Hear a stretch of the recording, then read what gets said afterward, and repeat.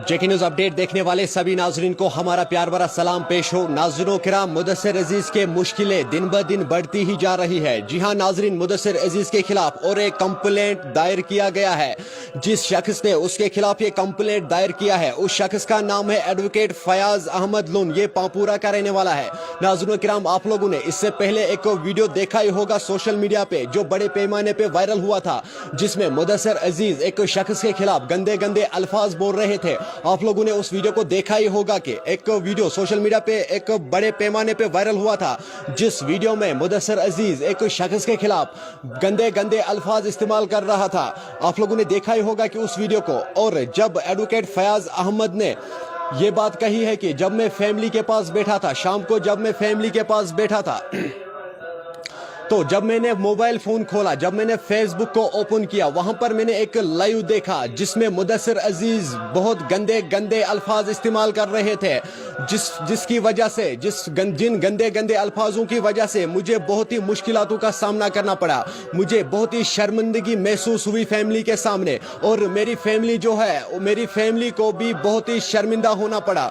नाज़रीन किराम, इस शख्स ने मुदस्सिर अजीज के खिलाफ कंप्लेंट दायर किया है।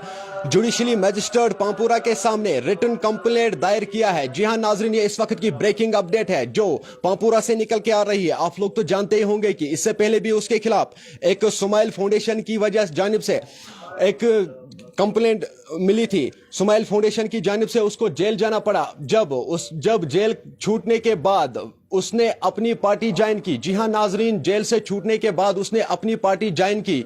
नाज़रीन किराम, उसके बाद ये पहली बार फेसबुक पे लाइव आया। जब ये फेसबुक पे लाइव आया तो उसी लाइव में मुदस्सिर अजीज ने एक शख्स के खिलाफ गंदे गंदे अल्फाज, गंदे गंदे बातें इस्तेमाल किए थे, जिसकी वजह से उस शख्स को बहुत ही मुश्किलातों का सामना करना पड़ा।